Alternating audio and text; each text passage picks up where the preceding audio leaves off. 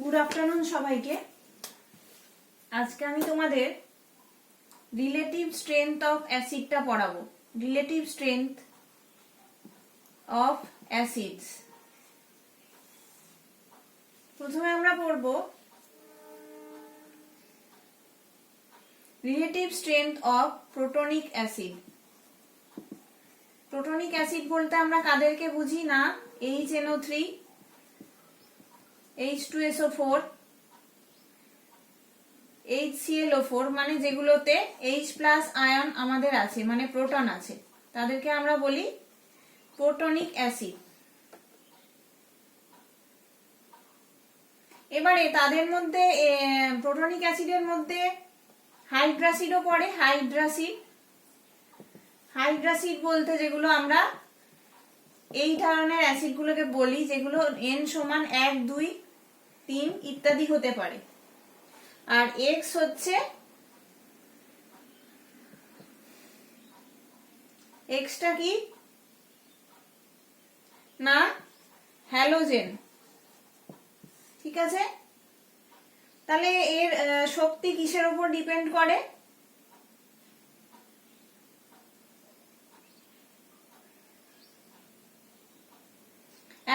এক নম্বর হচ্ছে X মৌলের ইলেকট্রোনেগেটিভিটি।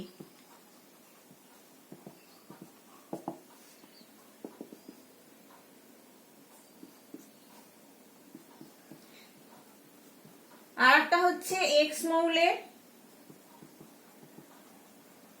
পারমাণবিক আয়তন বা পারমাণবিক ব্যাসার্ধ। ঠিক আছে, তাহলে প্রথমটা হচ্ছে আমাদের X মৌলের ইলেকট্রোনেগেটিভিটি কিসের উপর কিভাবে ডিপেন্ড করছে সেটা আমরা প্রথমে দেখাবো।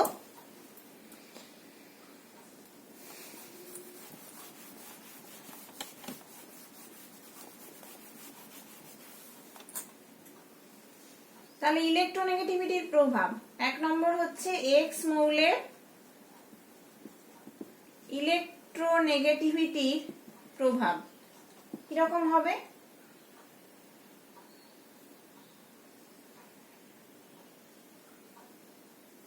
না, X মৌলের ইলেকট্রোনেগেটিভিটি যত বেশি হবে তত HX বন্ধনে ব্যবহৃত ইলেকট্রন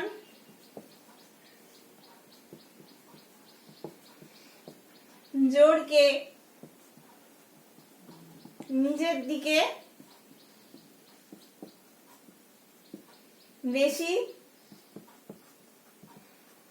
বেশি পরিমাণে আকর্ষণ করবে আমরা জানি। ফলে HX বন্ধন দুর্বল হবে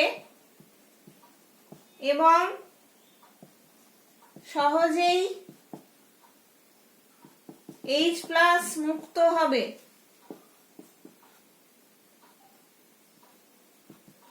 তাই অ্যাসিডের তীব্রতা বৃদ্ধি পাবে। আর বোঝা গেল যত এই X এর ইলেকট্রোনেগেটিভিটি যত বেশি হবে তত অ্যাসিডের তীব্রতা বৃদ্ধি পাবে। সেই জন্য HF সব থেকে বেশি ইলেকট্রোনেগেটিভ, তারপরে H2O, তারপরে NH3, তারপরে CH4। এটা ইলেকট্রোনেগেটিভিটি নিয়ে ব্যাখ্যা করবে। সেন্ট্রাল অ্যাটমের সঙ্গে যে অ্যাটমগুলো আছে, হাইড্রোজেনের সঙ্গে ফ্লোরিন আছে, যার ইলেকট্রোনেগেটিভিটি সব থেকে বেশি, সেই কারণে এর অ্যাসিডিটি সবচেয়ে বেশি। তারপরে অক্সিজেন, ফ্লোরিনের থেকে অক্সিজেনের ইলেকট্রোনেগেটিভিটি কম, সেই কারণে HF বেশি অ্যাসিডিক H2O থেকে। NH3 ক্ষেত্রে NH3 তো বেশ, এর অ্যাসিডিক পাওয়ারটা খুবই কম। তারপরে হচ্ছে কার্বন, নাইট্রোজেন, কার্বনের থেকে নাইট্রোজেন বেশি ইলেকট্রোনেগেটিভ, সেই জন্য এটার অ্যাসিডিটি এর তুলনায় বেশি, আর কার্বনের ইলেকট্রোনেগেটিভিটি কম বলে এর অ্যাসিডিটি সব থেকে কম। এটা গেল আমাদের এক্স মৌলের ইলেকট্রোনেগেটিভিটি দিয়ে ব্যাখ্যা।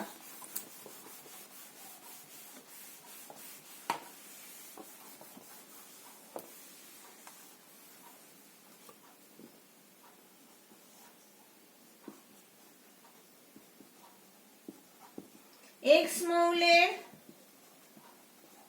পারমাণবিক ব্যাসার্ধের প্রভাব। পর্যায় সারণীতে গ্রুপ বরাবর ওপর থেকে নিচে গেলে, এটা যদি একটা গ্রুপ বরাবর ওপর থেকে আমরা নিচে যাই, তাহলে পরমাণুর ব্যাসার্ধ আমরা জানি বাড়ে, পরমাণুর ব্যাসার্ধ বৃদ্ধি পায় আমরা জানি।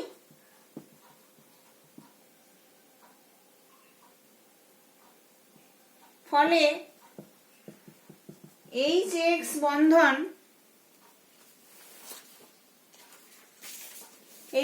বন্ধন যেটা, সেটা দুর্বল হয়ে পড়ে। যেহেতু এইচটা ছোট আর এক্সটা আস্তে আস্তে ওপর থেকে নিচে গেলে বড় হতে থাকে, তার সাইজটা বড় হতে থাকে, সেই জন্য HX বন্ধনটা দুর্বল হতে থাকে এবং সহজেই H+ মুক্ত হয়।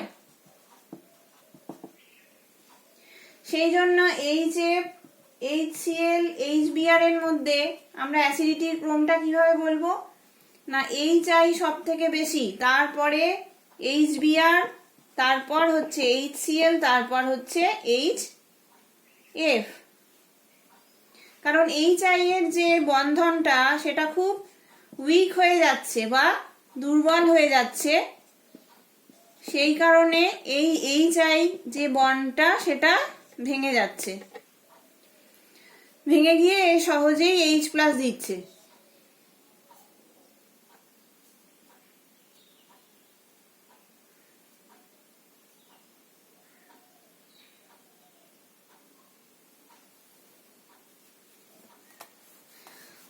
এটা গেল হাইড্রাসিড গুলোর ব্যাখ্যা। এবার হচ্ছে আমরা যাব অক্সি অ্যাসিডে। অক্সি অ্যাসিড যেগুলো, অক্সি অ্যাসিড কাদেরকে বলে? Strength of oxy acid. Oxy acid কাদেরকে বলে? এই ধরনের যৌগগুলোকে অক্সি অ্যাসিড বলে, যেখানে 1, 2, 3 বা ইত্যাদি হয়।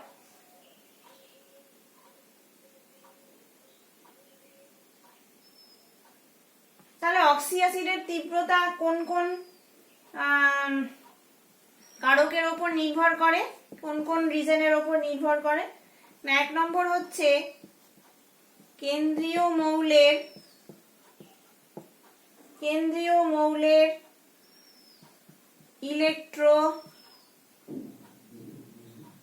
ইলেকট্রোনেগেটিভিটি। কেন্দ্রীয় মৌলের ইলেকট্রোনেগেটিভিটি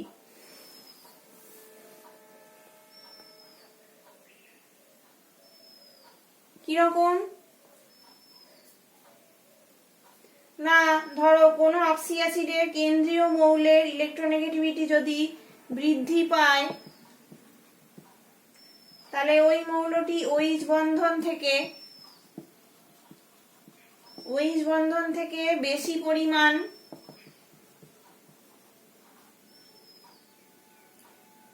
পরিমাণ ইলেকট্রনকে নিজের দিকে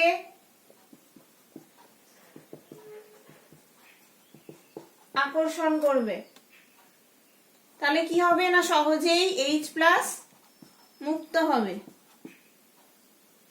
তাই অ্যাসিডের তীব্রতা বৃদ্ধি পাবে। এই কারণে অ্যাসিডের তীব্রতার ক্রম কিরকম হবে? ক্রমটা HClO4 সব থেকে বেশি।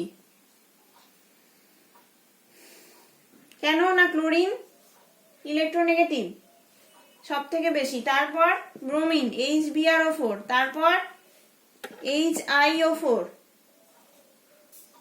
এদের ক্ষেত্রেও সেরকমই হবে। এদেরও দেখো HOCl সব থেকে বেশি, তারপরে HOBr, তারপরে HOI, তারপরে HOH। তাহলে সেন্ট্রাল অ্যাটমের বা কেন্দ্রীয় মৌলের যে ইলেকট্রোনেগেটিভিটি যত বাড়বে, এই যে কেন্দ্রীয় মৌলটা তার ইলেকট্রোনেগেটিভিটি যত বাড়বে, যত বেশি হবে তত অ্যাসিডিটি এদিক অনুযায়ী কমবে। ঠিক আছে, এটা অ্যাসিডিটি সব থেকে বেশি, তারপর ব্রোমিন, তারপর আয়োডিন, তারপর জল।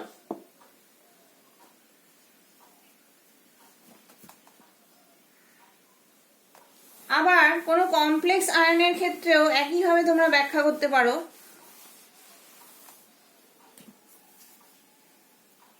ধরো FeH2O6 3+, এটার অ্যাসিডিটি এটার চেয়ে বেশি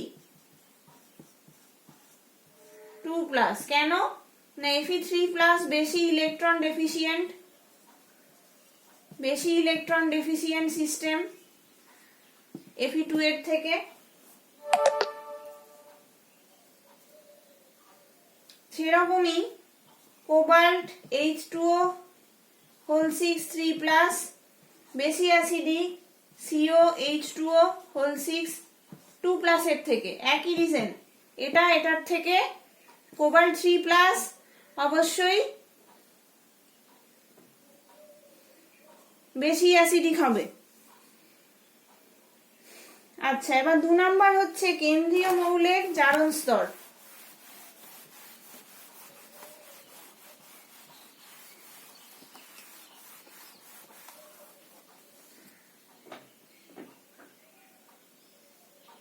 কেন্দ্রীয় মৌলের জারণ স্তর।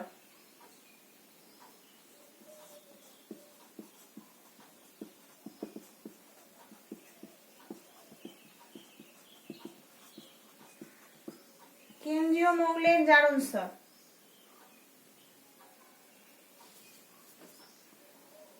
HOCl, HClO2, HClO3, HClO4। ঠিক আছে, এটা +1 +3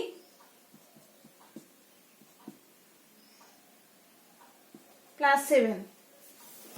কেন্দ্রীয় মৌলের জারণ স্তর।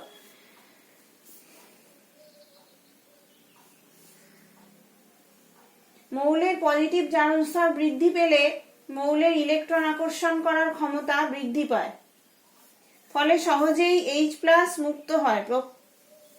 কি বলতে চাইছে না কোন মৌলের পজিটিভ জারণ স্তর বৃদ্ধি পেলে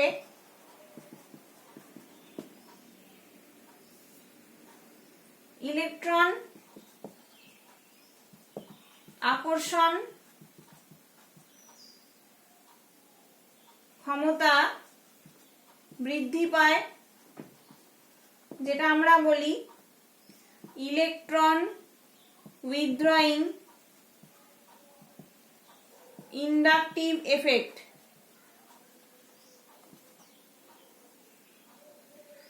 ফলে সহজেই H+ মুক্ত হয়।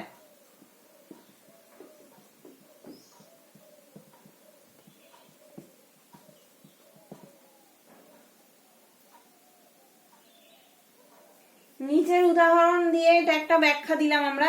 HOCl, HClO3 দেখো +1 +3 +5 +7, এটা সব থেকে স্ট্রং অ্যাসিড যেহেতু এর জারণ স্তর সবচেয়ে বেশি ক্লোরিনের।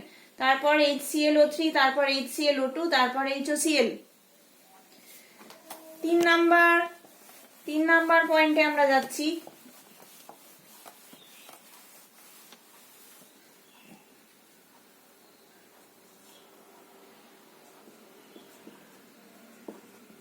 কেন্দ্রীয় মৌলের অনুবন্ধী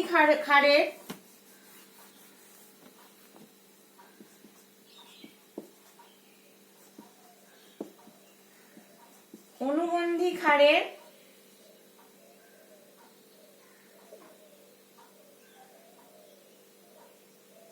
স্থায়িত্ব,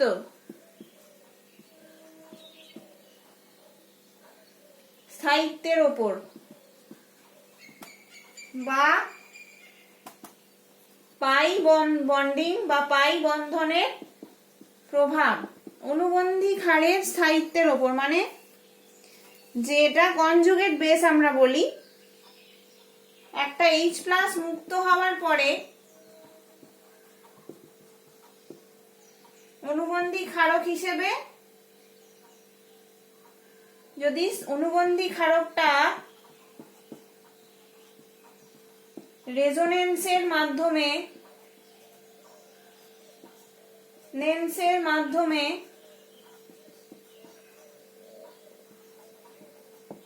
স্থায়িত্ব লাভ করে, তাহলে অ্যাসিডের তীব্রতা বৃদ্ধি পায়।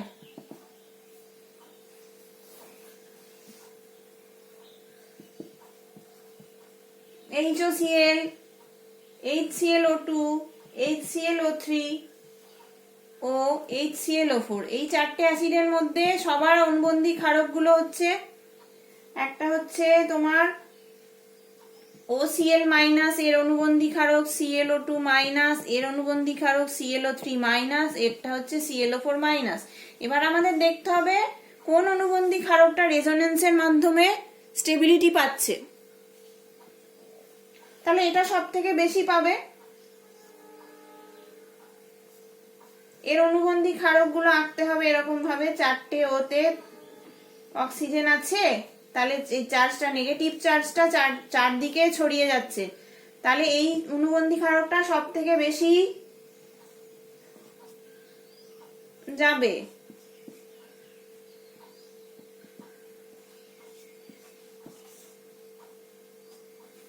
তারপরে হচ্ছে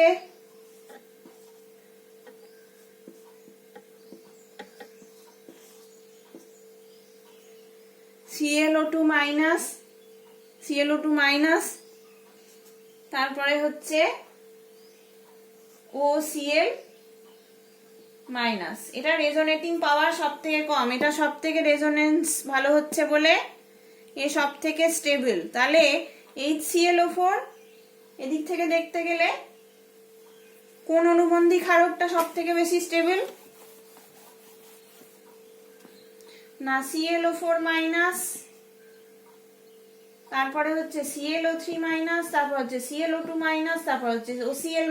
তাহলে অ্যাসিডিটির দিক থেকে দেখতে গেলে এটার তীব্রতা সব থেকে বেশি, তারপর এটা, তারপর এটা, তারপর হচ্ছে এইটা।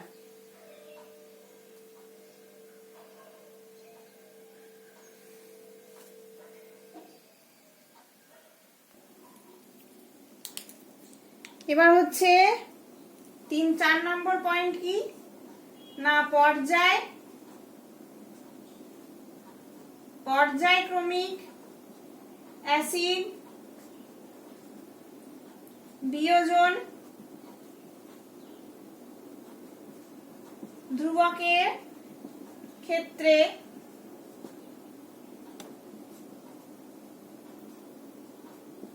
স্থিরতারিতিক আকর্ষণ বলের প্রভাব।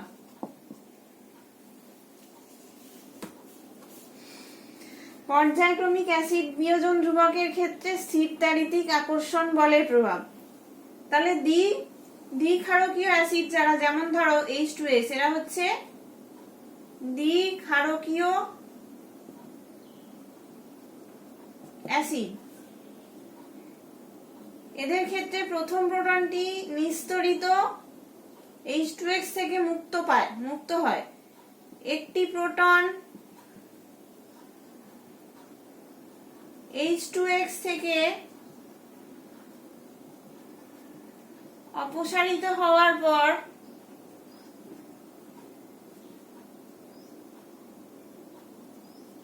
দ্বিতীয় প্রোটনটি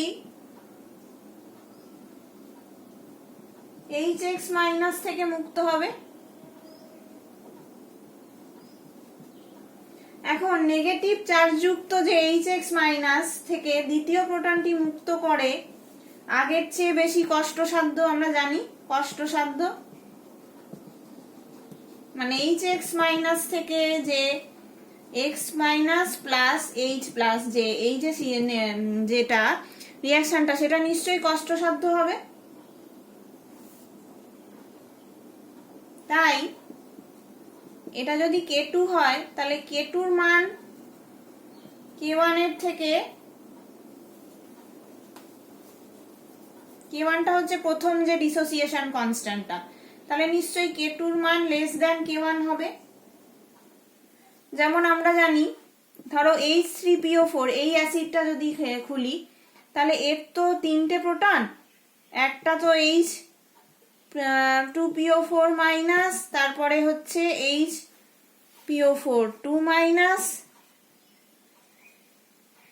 তারপর হচ্ছে PO4 3 মাইনাস, এরকম করে যে বেরোচ্ছে। এটা হচ্ছে K1, এটার জন্য K2, এটার জন্য K3। তাহলে PK1 তা হচ্ছে 2, PK2 হচ্ছে 7.2 আর PK3 হচ্ছে আরো বেশি 12। তাহলে দেখো যার K1 ভ্যালু বেশি তার PK1 ভ্যালু সবচেয়ে কম, তাহলে এর নিশ্চয়ই K1 greater than K2 greater than, এটার ক্ষেত্রে নিশ্চয়ই PK1 2, PK2 7.2, PK3 12 মানে K1 greater than K2 greater than K3। এটা হচ্ছে পর্যায়ক্রমিক অ্যাসিড বিয়োজন ধ্রুবকের ক্ষেত্রে স্থির তাড়িতিক আকর্ষণ বলের প্রভাব। ঠিক আছে, সেই কারণে এই অ্যাসিডিটিটা এরকম হয়, ডিপেন্ড করে। এবার হচ্ছে রিলেটিভ স্ট্রেংথ অফ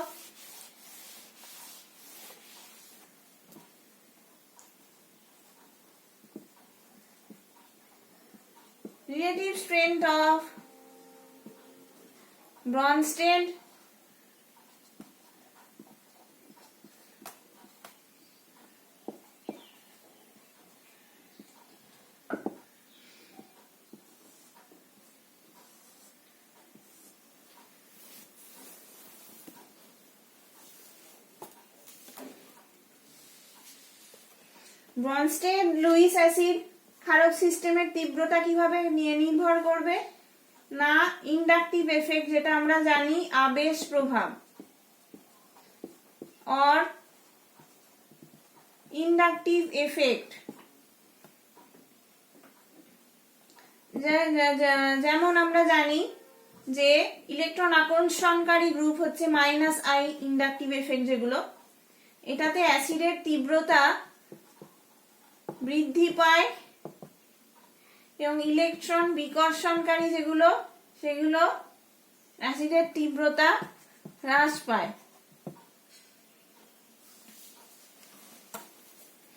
এই কারণে প্রতিস্থাপিত অ্যাসিটিক অ্যাসিডের তীব্রতার ক্রম হয়, দেখো FCl CH2COOH, এখানে একটা হাইড্রোজেনের জায়গায় আমরা ফ্লোরিন সাবস্টিটিউট করে দিয়েছি, তাকে বলে প্রতিস্থাপিত অ্যাসিটিক অ্যাসিড। এটার অ্যাসিডিটি এখানে একটা ক্লোরিন বসানোর থেকে বেশি হবে, কারণ ফ্লোরিনের ইলেকট্রোনেগেটিভিটি ক্লোরিনের থেকে বেশি, মানে -I এফেক্টটা দিয়ে ব্যাখ্যা করতে হবে, যেটা -I এফেক্টটা এর ক্ষেত্রে বেশি, তারপর এর ক্ষেত্রে তারপর নর্মাল অ্যাসিটিক অ্যাসিড। এটা -I এফেক্ট দিয়ে এর অ্যাসিডিটিটা ব্যাখ্যা হলো। আবার দেখো যদি আমরা +I আর একটা এইটা হচ্ছে -I এফেক্ট গ্রুপ, এটা যদি সাবস্টিটিউট করি তাহলে এটা অ্যাসিডিটি এটার থেকে বেশি হবে, তারপরে হবে CH3COOH। আবার এবার যদি আমরা +I এফেক্ট গ্রুপ দিই, +I এফেক্ট গ্রুপ, ধরো এটা অ্যাসিটিক অ্যাসিডেরটা সব থেকে বেশি হবে তখন, তারপরে Me3C CH2COOH, একটা প্রোটনের জায়গায় আমরা এই গ্রুপটা বসালাম, তাহলে এর অ্যাসিডিটি কমে গেল। তারপরে আরো যাচ্ছে আমরা, সিলিকন যেহেতু কার্বনের থেকে কম ইলেকট্রোনেগেটিভ, তাহলে এই গ্রুপটা এখানে যদি বসিয়ে দিই তাহলে এর অ্যাসিডিটি আরো কমে গেল। তাহলে এখানে এই ক্ষেত্রে প্লাস আইএফ এর গ্রুপের ক্ষেত্রে অ্যাসিটিক অ্যাসিড, তারপর এটা, তারপর ট্রাইমিথাইল সিলাইল গ্রুপ বলে এটাকে, সেটা বসিয়ে দিলে এর অ্যাসিডিটি সব থেকে কম হবে।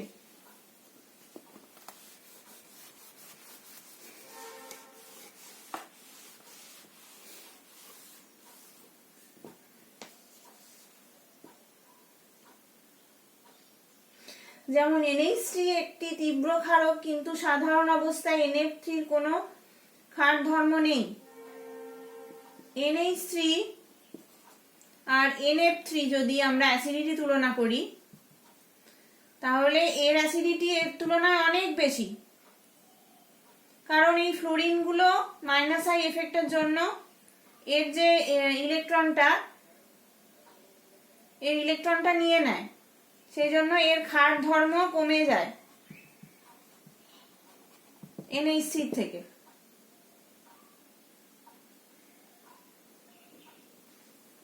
আবার এটাও তোমরা ব্যাখ্যা করতে পারো, OH NH2 H NH2, এটা সত্যি H2N NH2, তারপরে হচ্ছে OH NH2।